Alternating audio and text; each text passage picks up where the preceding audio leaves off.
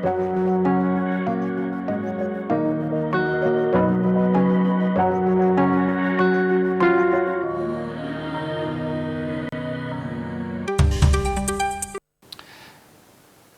Adama Barrow is expected to address the nation later tonight following his technical meeting with experts amid the acute kidney injury outbreak in the country. The acting executive director of the Gambia Federation, of course, Disabled Federation, praises President Barrow's commitment to enforce the 2021 Disability Act. And Nigeria's crude oil exports significantly increased in the fourth quarter of 2022. Stay tuned to find out what triggers the uptake. These and more coming your way on The World Today.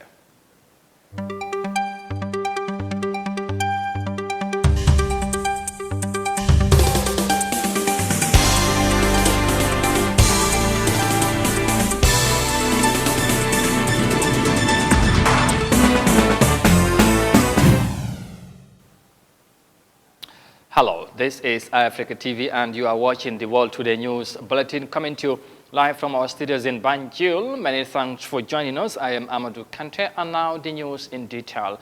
And we begin with the presidency because President Adama Barrow will address the nation on Friday on the paracetamol syrup that was reported to have killed over 50 children in the Gambia.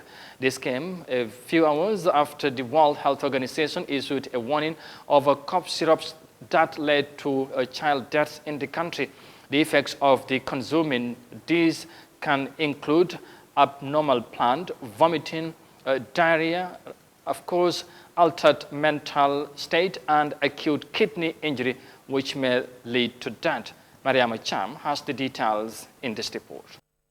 The acute kidney injury that has killed 66 children in the Gambia is now a global alert, as the World Health Organization warned Gambia's medical authorities in July over an increase in cases of acute kidney injury among children under 5.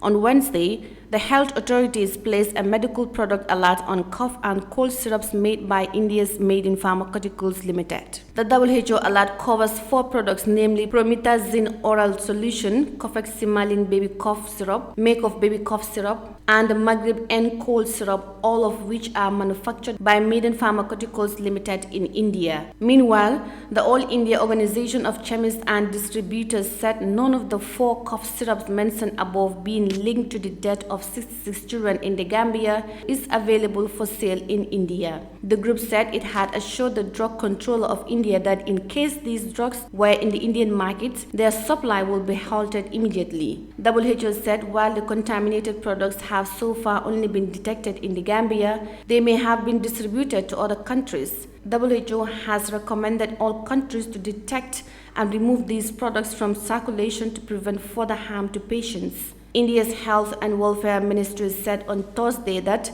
Maiden Pharmaceuticals had the license to only export 4 drugs that are now linked to having killed these children. The government of India has ordered a probe after WHO issued a warning about the drugs manufactured by a Haryana-based pharmaceutical firm. Maiden Pharmaceuticals manufactures medicines at its facilities in India and sells them domestically and export them to countries in Asia, Africa, and Latin America, according to its website.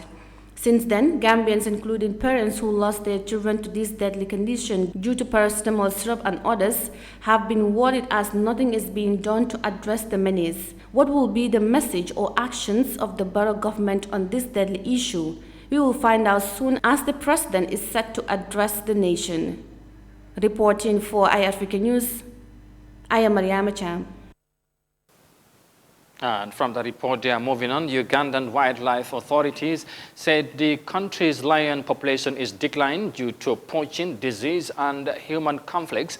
Now, the decreasing number of lions in the East African nation has left local authorities worried about the situation. This has now forced wildlife authorities to initiate measures to protect the remaining lions. Lions after mountain gorillas are the most sought after species by tourists visiting Uganda, according to the country's wildlife authority. Let's have more details of that in this report. Powerful and majestic king of the jungle, In Uganda, the numbers are plummeting. According to the country's wildlife authority, Uganda used to have more than 600 lions by estimates made between 2000 and 2002, but currently has a population of about 390. Poaching, disease, and human conflict are among the causes. But also the lions have a high infant mortality rate. They die a lot in their infancy. They die in situ. When they are fighting, they die. So a number of other internal factors over which we have no control contribute to the low numbers. Statistics from Wild Animal Protection show that Queen Elizabeth National Park has lost more than 20 lions in the last 4 years. According to conservationists, the declining lion numbers at the various parks highlights a wider crisis. If we don't address the problem, they will still go back down in their numbers.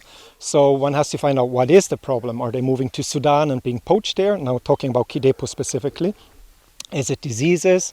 Food is enough. There's enough game there, so that shouldn't be the problem. Currently, a lion census is being undertaken in the country to determine the actual numbers. Authorities say that will also help set policies for lion population management. The results will largely determine the action plan. How do we go forward in terms of one, protecting the existing populations, but also how do we increase on the population? The rebuilding process is on. The Sixty Conservation Center is home to 4 adult lions. The newest members are these cubs. Conservationists say they plan to work with wildlife authorities in the country to introduce some of these lions back into the wild when fully grown, a move that requires a lot more effort to preserve and protect the big cats. If we know that this one we are going to reintroduce it back in the wild, then the way we are bringing it up should be in a way that suits in the wild, the life that it will live in the wild. So we don't need to be giving it the milk the way that we bottle feed it. We don't need to just pick the chicken and give it to it, no. The few remaining lions continue to roam the wild, and hopefully on-ground interventions could help to avert a crisis that many fear could have the lions no more. And that interesting report there is coming from the Ugandan capital, Kampala.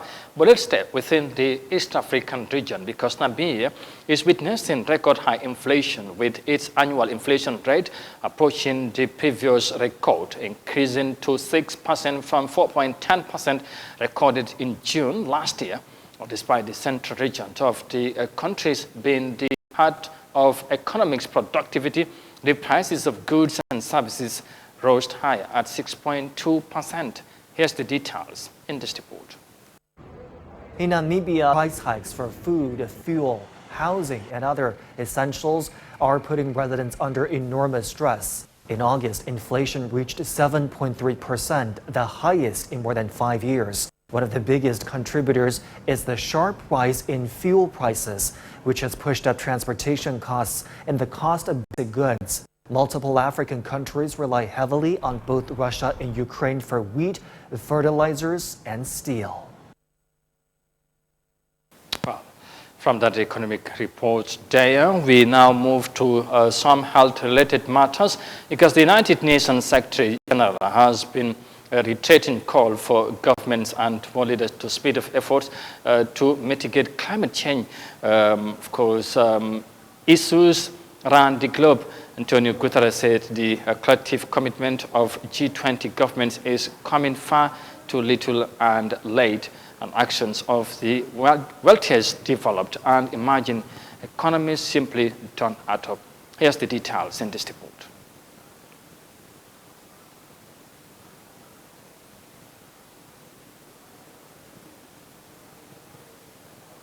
Reports on climate change mitigation indicate that changing main energy sources to clean and renewable energy is the best way to stop using fossil fuels. This indicates technologies like solar, wind, wave, tidal, and geothermal power.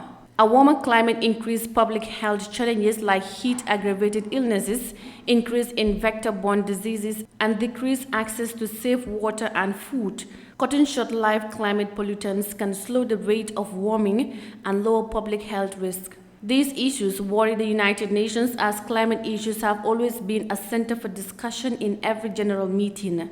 Taking stock of recent climate events, Secretary General Antonio Gutteres said no country or economy is immune to climate crisis. A third of Pakistan flooded. Europe's hottest summer in 500 years. The Philippines hammered. The whole of Cuba in blackout.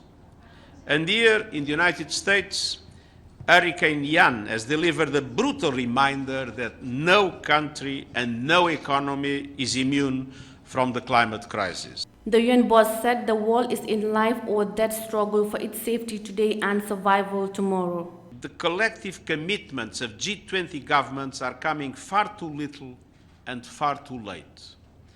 The actions of the wealthiest developed and emerging economies simply don't add up. Taken together, current pledges and policies are shutting the door on our chance to limit global temperature rise to 2 degrees Celsius, let alone meet the 1.5 degree goal. We are in a life or death struggle for our own safety today and our survival tomorrow. Secretary General Gutteres urged leaders to take full part in COP27 and tell the world what climate action they will take nationally and globally. Leaders of the world can demonstrate through their presence and active participation that climate action truly is the top global priority that it must be. The UN boss also highlighted the need for meaningful progress in addressing loss and damage beyond adaptation, as well as finance for climate action. Reporting for Eyeafrica News, I am Mariama Chan. And that was, of course, a climate change-related report instead of health, as I mentioned earlier. But of course, we will bring you the health report after the break. But just to remind you, you're watching the World Today News Bulletin coming to you live from our studios in Banjul, and this is Eyeafrica TV. We now take a break and come back shortly. We'll be right back.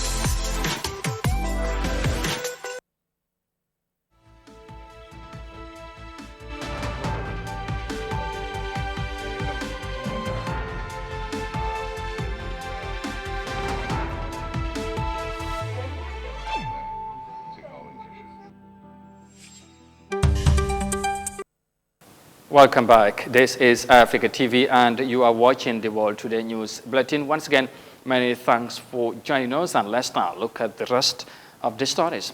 Now, the Acting Executive Director of the Gambia Federation of the Disabled, Lamin K. Fati, is positive about President Adama Barrow's remarks during the State of the Nation's address, where he, the president, of course, stated that the Disability Act 2021 is enforced and will inform the formulation of a disability policy and program of action 2022-2032. Moses Mendy tells us more of that in this report. Activists and concerned entities have been persistently calling for the recognition of the rights of persons with disabilities and their protection to tackle discrimination and existing inequalities. President Adama Barrow at the State of the Nation's address last month confirmed his commitment to supporting disabled people, stating that the Disabilities Act 2021 is in force and mentioned the formulation of a disability policy and program of action 2022 to 2032. We will continue to initiate policies and programs that address the needs and aspirations of the people, especially the vulnerable population. Hence the formulation of the gender policy 2023-2032.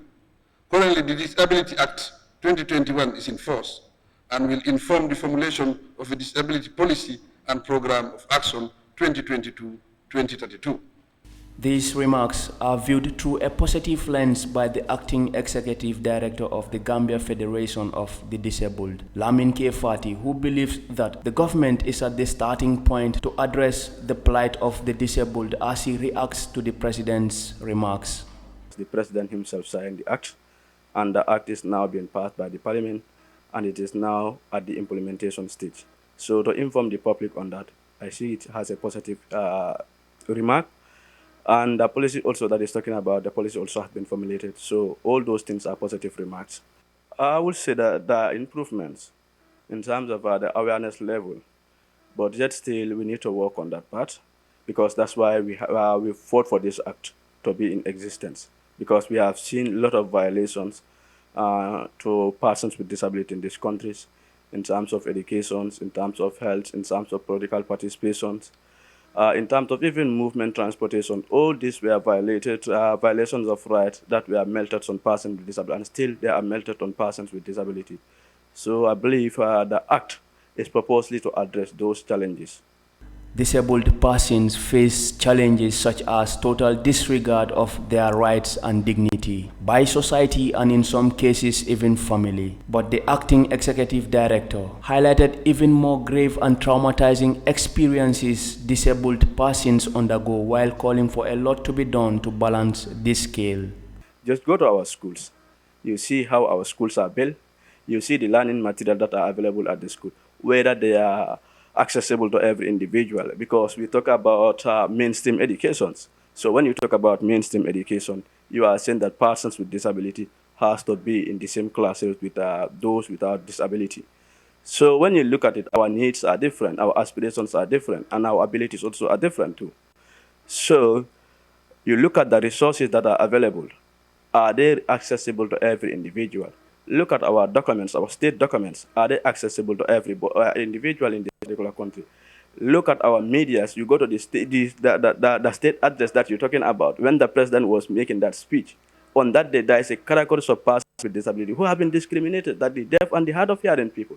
Were they getting the information that was being said at the National Assembly on that day? He said the government's effort to tackle malice directed at disabled persons begins with the establishment of the Advisory Council, chaired by Magistrate Krubali, to safeguard the interests of persons with disabilities and advise the President on matters of their well-being. The Disability Act implores the state and society to respect the rights and dignity of the disabled and handicapped. It says disabled persons shall be entitled to protection against exploitation and discrimination. The Gambia is a signatory to the United Nations Convention on the Rights of Persons with Disabilities, an international human rights convention that sets out the fundamental human rights of people with disability. Despite ratifying the convention and its optional protocol more than 5 years ago, it needs to improve to translate into reality. Moses Imendi, Eyeafrica News. And from the report by Moses Imendi, now to some health-related news as mentioned earlier on, because the World Health Organization's Director General, Dr. Tedros Adhanom Ghebreyesus, said that the diseases like cholera, Ebola, and COVID-19 are on the increase, while some countries like Uganda have seen a massive surge of cholera diseases. The WHO boss said his office has issued an appeal of over $81 million to support the delivery of immunization and other life-saving health services. Here's more details of that in this report by Mariama Cham. Cholera is an extremely virulent disease that can cause severe acute watery diarrhea. It takes between 12 hours and 5 days for a person to show symptoms after ingesting contaminated food or water. It affects both children and adults and can kill within hours if untreated. The World Health Body raises concern about the recent resurgence of what it described as a deadly outbreak. After years of declining cases globally, we have seen a warning upsurge of cholera outbreaks around the globe over the past year. In the first 9 months of this year alone, 27 countries have reported cholera outbreaks. Not only are we seeing more outbreaks, but more deadly outbreaks. But with an increasing number of outbreaks, supply cannot keep up with demand. We urge the world's leading vaccine manufacturers to talk to us about how we can increase production. Cholera thrives on poverty and conflict, but is now being turbocharged by climate change. Speaking to reporters in Geneva, Dr. Tedros said so far 63 confirmed and probable Ebola cases have been reported, including 29 deaths in Uganda. 10 health workers have been infected and 4 have died. 4 people have recovered and are receiving follow-up care. The vaccines used successfully to curb recent Ebola outbreaks in the Democratic Republic of the Congo are not effective against the type of Ebola virus that's responsible for this outbreak in Uganda. However, several vaccines are in various stages of development against this virus, 2 of which could begin clinical trials in Uganda in the coming weeks, pending regulatory and ethics approvals from the Ugandan government. Director General Gutteres said the organization is continuing to support the government of Uganda in responding to an outbreak of Ebola disease in 4 districts. Speaking of a vaccine for the cholera outbreak in Uganda, the WHO's chief scientist Dr. Sumaya Swaminathan said there are 2 vaccines available, but they are yet to identify one. There are 2 different candidates, one from the University of Oxford and one from the Sabine Vaccine Institute. There are very limited doses available, unfortunately, of both of them. There is raw materials, so there has to be some fill and finish to make the product ready. Now, which of these 2 will actually go into the trial may depend on when the doses, which one actually has doses to deploy. Sooner, it would be good to, of course, test as many vaccines as possible. Given updates on COVID-19, the WHO boss said cases will increase but not necessarily deaths as long as precautionary measures are available like vaccines. We expect reported cases of COVID-19 to increase, but the deaths don't have to, given we have vaccines and therapeutics that can save lives.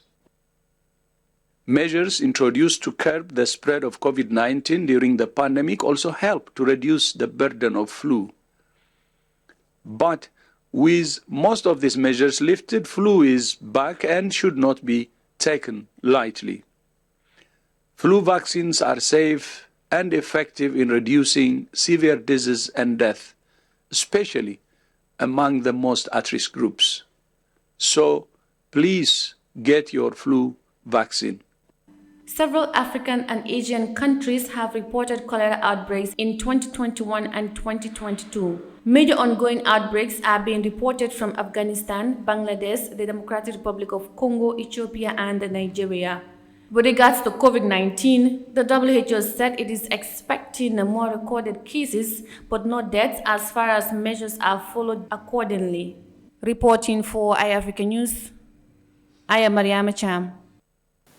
And on to our final story now.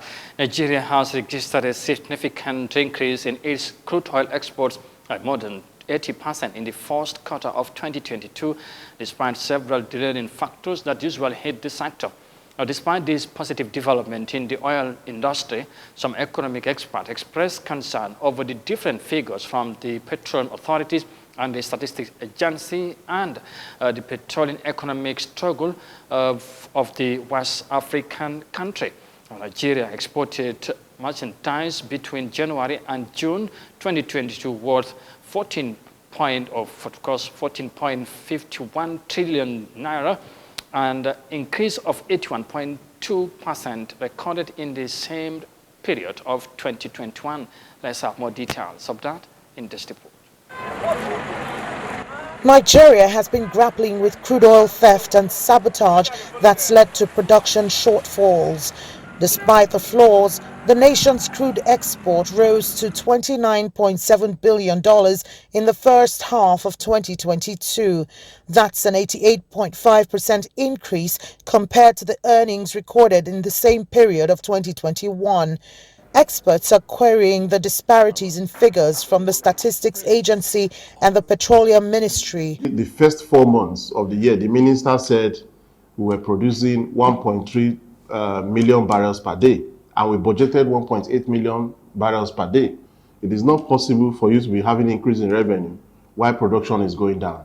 It's not possible. It is when production is going up that your revenue will go up, except if there are other income, or just like I said, except if there were recoveries from the oil thieves. If we are complaining that there's crude oil theft to up to 70%, and then at the same time we're saying that our export data has surged, our revenue can surge because of increase in price and demand. You understand that? But to reconcile production data and export data, we need to find out where the discrepancy is. A situation whereby you are producing less and you are exporting more, fundamental questions needs to be asked. The Ukraine-Russia conflict has disrupted global crude oil supply, sending prices soaring. That gap has increased demand and prices of crude that would have been an advantage for Nigeria. But industry watchers are concerned that several factors are lulling the gains. Nigeria has been in and out of recession. Nigeria is borrowing heavily. We are so highly indebted. Because of that, we hardly have anything in our reserve. Until Nigeria begins to refine the products locally and ensuring that the refineries are working, that is when we can begin to make any gain. And for now, with the way things are, I think the subsidy is going to remain until the middle of next year, because the Petroleum Industry Act has been amended to accommodate subsidy. Crude oil ranked the most exported commodity from Nigeria in the second quarter of 2022. It also accounted for about 80% of the total exports between January and June of 2022. Experts say reviving local refining capacity and eliminating costly subsidies are some of the measures government would have to take to hone the gains and increase export revenue. And that oil-related report is coming from the Nigerian capital Abuja, which eventually brings us to the end of this news edition. But for more details on this and other stories, as always, as ever, you can visit on our website on Eyeafrica.tv. The World Today News Bulletin will return on Monday. Once again, on behalf of the entire production team, many thanks for the pleasure of your company. Thanks for watching. Stay safe and do have a pleasant weekend ahead. Bye for now.